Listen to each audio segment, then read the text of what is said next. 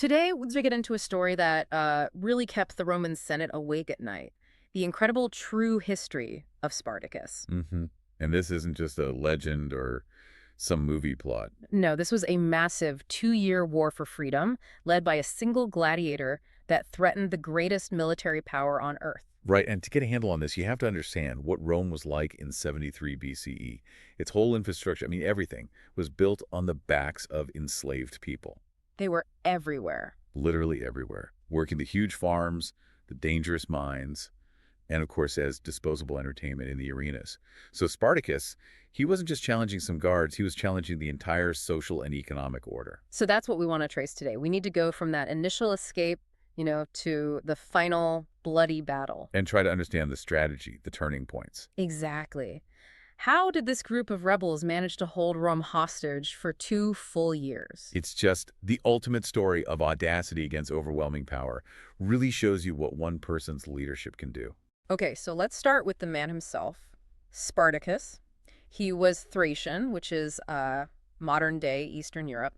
And importantly, he wasn't born enslaved. He'd been a soldier. He knew how to fight. But he was captured by the Roman military. And from there, his journey takes him to one of the most brutal places imaginable. A gladiator training school in Capua. What was life like in one of those places? It was basically a military prison. The whole point was to strip away your identity and just make you loyal to the spectacle, to the fight. Spartacus had the skill, he had the mind, but he knew how it was going to end. A violent death for a crowd's entertainment. Exactly. And that's where his plan starts. It's not just about escaping, it's an idea. He starts convincing the other men that it's better to die fighting for your own freedom than for a Roman holiday. And that idea turns into action in 73 BCE. About 70 of them make a break for it. And this is such a great detail. They don't start with swords. They raid the school's kitchen. They're armed with knives, roasting spits, long metal skewers. Just imagine that chaos, fighting trained guards with kitchen tools. But they pull it off. They win that first fight. And then comes this moment of just pure luck. The real game changer. As they're fleeing the city, they run into a transport wagon. And it's loaded with actual gladiator weapons and armor. Yeah.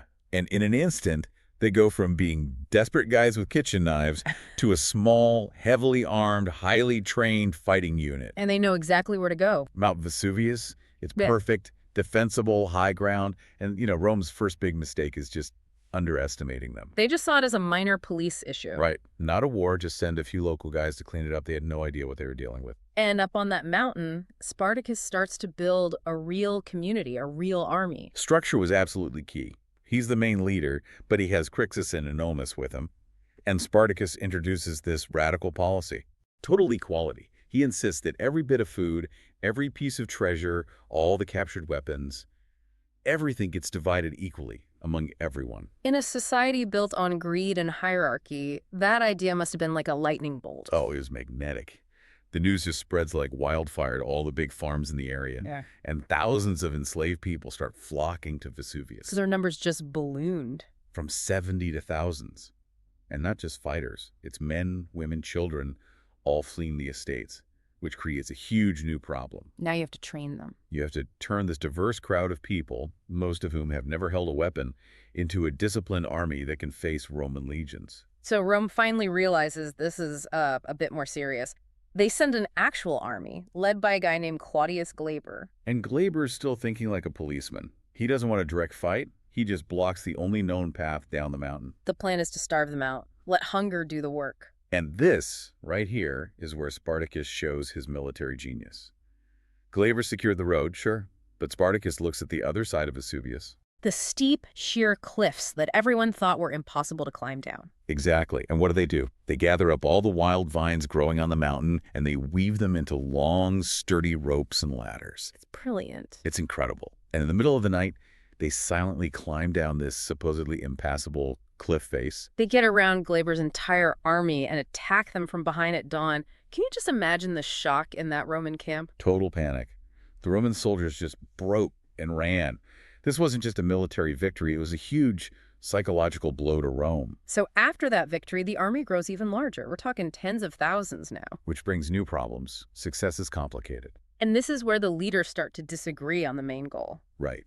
Spartacus was a pragmatist. He knew they couldn't beat the entire Roman Republic forever if they stayed in Italy. His plan was simple. March north, cross the Alps, and get everyone back to their original homes. In Thrace, in Gaul. Basically, escape to freedom.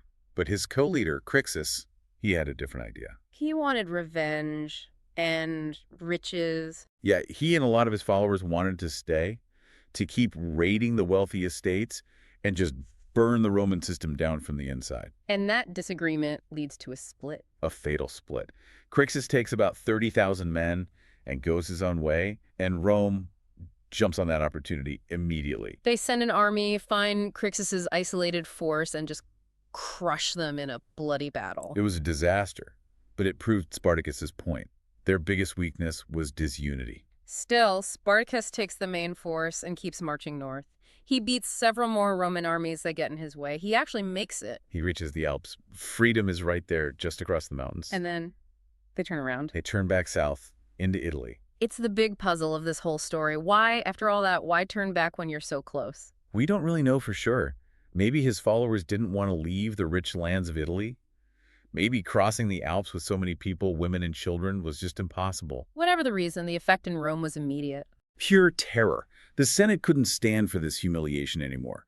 This wasn't just some revolt. It was an existential threat, moving freely through their homeland. So they decide to stop messing around. They appoint Marcus Licinius Crassus. And Crassus is a whole different animal. He's the wealthiest man in Rome, incredibly ambitious, and he sees this war as his ticket to glory. He's given 8 elite legions. That's about 40,000 professional soldiers. And the first thing he does is not about strategy. It's about psychology. He needs to fix his own army's broken morale. And he does it with a terrifyingly brutal form of punishment. Decimation. An ancient, brutal practice. If a unit shows cowardice, 1 out of every 10 men is chosen by lot, and then beaten to death by his own comrades. Wow. It's horrifying, but it worked. He restored absolute terror-based discipline to his legions. His men were now more afraid of him than they were of Spartacus. So with his army in line, Crassus moves to trap Spartacus. Where was Spartacus at this point? He had marched all the way south, to the very toe of Italy's boot. He had a new plan.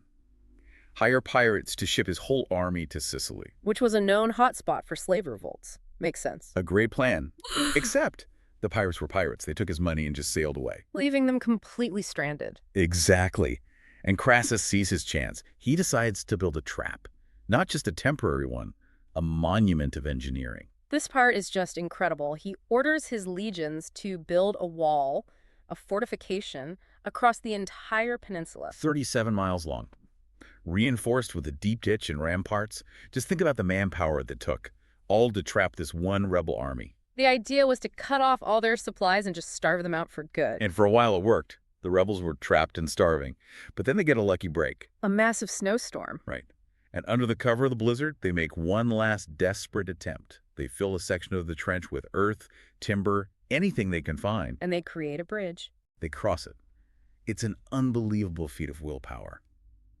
But it costs them. They're exhausted, they're starving, they're low on everything. They beat the wall, but they're broken. And things get even worse. News arrives that another famous general, Pompey the Great, is on his way back from Spain. And Crassus, who desperately wants all the credit for this victory, knows he's out of time. He has to force a final battle. Now. So the final confrontation happens near the Silurus River. And just before the battle, Spartacus does something incredibly symbolic. He kills his own horse. Why? It was a message to his men. I'm not planning an escape.